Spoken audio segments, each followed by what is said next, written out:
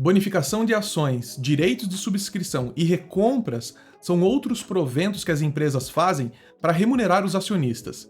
Porém, nesses proventos existem algumas peculiaridades importantes que você precisa ficar sabendo. Meu nome é Thiago Rente, eu faço parte aqui do time da Saber Investir Bem e trabalho como assessor de investimentos desde 2015.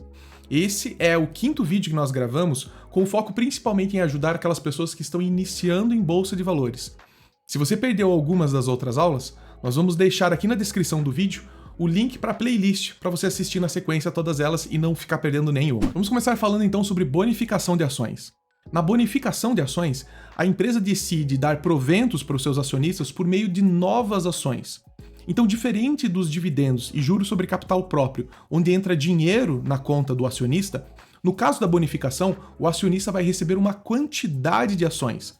Essa quantidade de ações é proporcional às ações que o acionista já possui. Vamos dar um exemplo para ficar bem claro. Olhando aqui no site de relação de investidor da Gerdau, a gente vê que tem um aviso aos acionistas de bonificação de ações que aconteceu no dia 16/4 de 2024. Quando a gente abre esse informe, a gente percebe algumas informações que são muito importantes. A primeira delas é que vão ser distribuídas gratuitamente aos acionistas, a título de bonificação, na proporção de uma nova ação para cada 5. O que isso aqui significa? Que se você tem 5 ações, você vai receber uma nova. Ou seja, se você tem 100 ações, você vai receber 20 ações. E como diz aqui, é gratuita. Você não vai ter que pagar nada para receber essas ações. Porém, um detalhe extremamente importante que eu vejo muitos investidores, alguns até com experiência, cometendo esse erro, é do seguinte: apesar dessas ações o acionista estar recebendo elas gratuitamente, ou seja, não vai ter que desembolsar nada para receber elas, ainda assim elas têm um custo, e esse custo você pode abater do teu imposto de renda quando você for vender elas com lucro. Então, por exemplo, aqui diz que apesar dessas ações terem sido distribuídas gratuitamente, o custo atribuído às ações bonificadas foi de R$ 11,54 e todos esses quebrados que são importantes principalmente para quem tem uma quantidade maior de ações. Ou seja, apesar de você, acionista da Gerdau, receber essas ações gratuitamente, elas têm um custo e você pode usar esse custo para abater do lucro que você vai ter na hora da venda dessas ações. Eu coloquei aqui numa planilha de Excel só para ficar ainda mais claro, principalmente nessa questão de como você calcula o preço médio das suas ações, que vai ajudar muito na declaração do imposto de renda e também no cálculo do imposto de renda que você tem que pagar quando você for vender essas ações com lucro. Então vamos supor que o acionista tenha comprado 100 ações da Gerdau no dia 16/1 de 2024 e pagou por essas ações R$ 20,85, ou seja, ele desembolsou R$ 2.085. No dia 17/4, ele recebe 20 ações da bonificação de ações. Como disse o aviso, ele receberia uma ação a cada 5 que ele possuísse. Então, se ele tinha 100 ações, ele recebeu 20 ações. Ele não teve que desembolsar nada de dinheiro na bonificação. Porém, como nós vimos lá no aviso, existia um custo, e esse custo dessas ações ele pode usar aqui para abater do seu lucro do imposto de renda quando ele for vender essas ações. Ou seja, então, essas 20 ações multiplicados por esse custo de R$ 11,54 e um monte de quebrado, deu R$ 230. Ou seja, o capital investido dele agora em Gerdau foi de R$ 2.315. Como ele tem 120 ações, nós chegamos então no nosso preço médio de R$ 19,30, dividindo o capital total pela quantidade de ações. Esse é o novo preço médio desse acionista das ações da Gerdau depois da bonificação. Outro detalhe importante que acontece na bonificação de ações é que o gráfico da ação também é ajustado. Se a empresa distribui 20% de novas ações, então isso obviamente afeta o preço das ações, porque a quantidade de ações agora é 20% maior. Então quando a gente pega o gráfico de Gerdau, esse aqui é o gráfico ajustado, mas a gente pode pedir para a plataforma mostrar o gráfico sem o ajuste para a gente entender como isso aqui aconteceu. Olha, o preço das ações vinha sendo negociado lá por volta de R$ 20, R$ 22. No dia 16, do dia 17 para o dia 18 de abril, houve então a bonificação de ações e as ações caíram, entre aspas, 20%. Claro, o acionista não perdeu esses 20% porque agora ele tem 20% a mais de ações da Gerdau. A única coisa é que o preço foi ajustado em 20%. É por isso que então o gráfico sempre é mostrado de maneira ajustada e aí reflete, fica claro de a gente conseguir entender qual foi realmente a rentabilidade que o acionista teve no período que a gente está examinando. O outro assunto que nós vamos falar é sobre direitos de subscrição. Nesse caso, a empresa está emitindo novas ações, mas diferentemente da bonificação de ações, que ela entrega essas ações para os acionistas de maneira gratuita, aqui no caso ela quer algo em troca, ela vai querer mais dinheiro.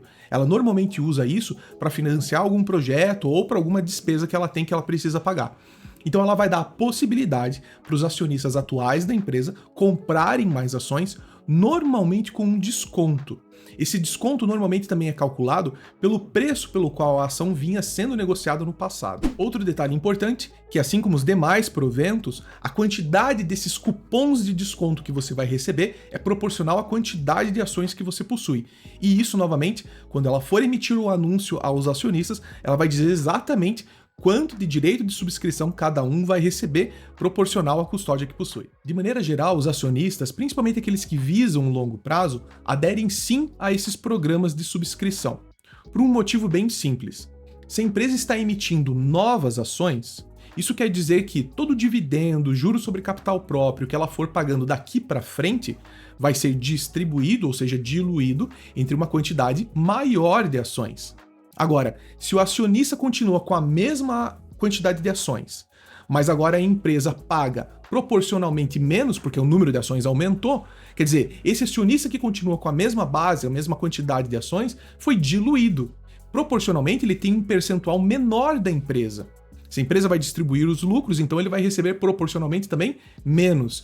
E é por conta disso que investidores que pensam no longo prazo aderem a esses programas para eles também terem proporcionalmente uma quantidade igual de ações a que eles tinham antes desse programa de emissão.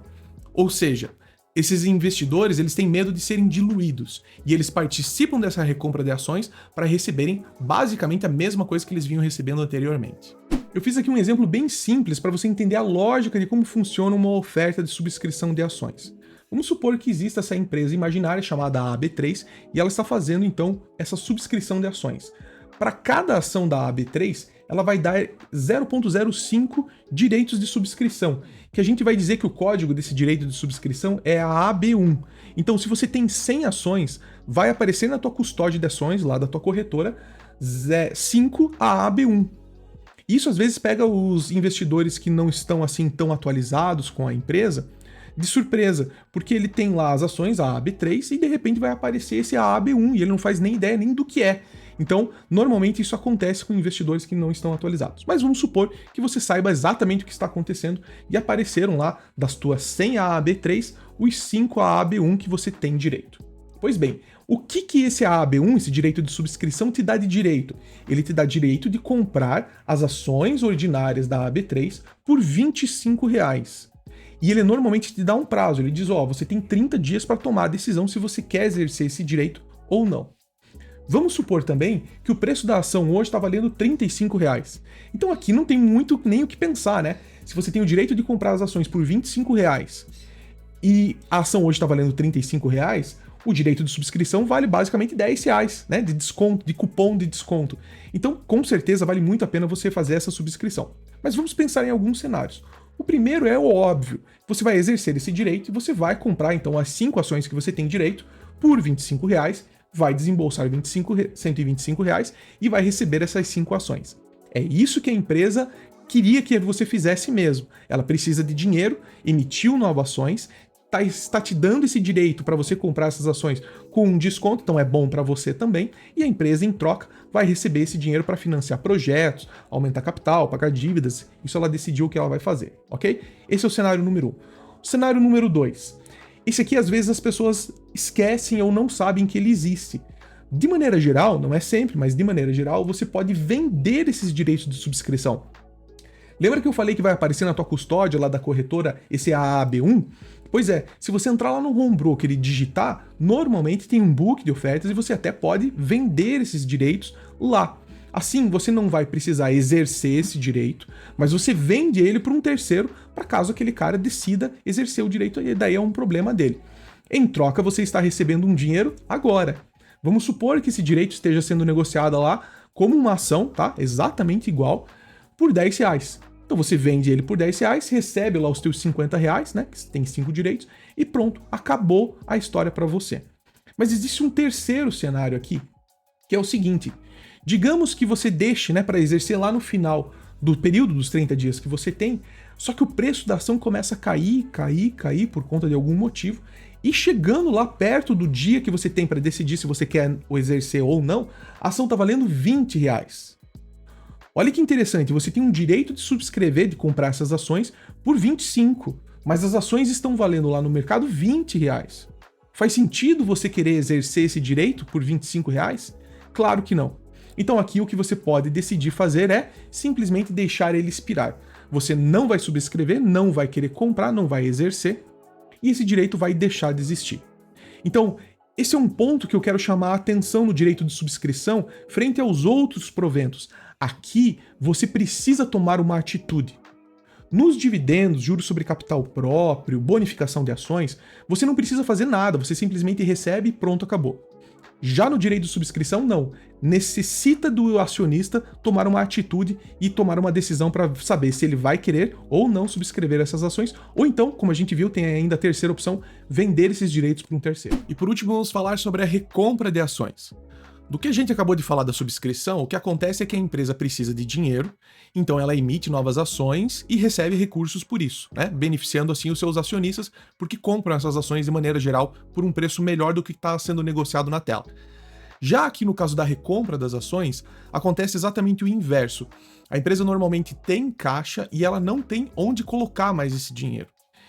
Principalmente em mercados onde os dividendos são tributados, como nos Estados Unidos, acontece muito da empresa usar então esses recursos que ela tem, entre aspas, sobrando em caixa para recomprar ações que estão no mercado, da mesma forma que você compra, ela também vai lá, compra, claro, por meios muito mais sofisticados, mas só para você entender de onde vêm essas ações, ela compra do mercado.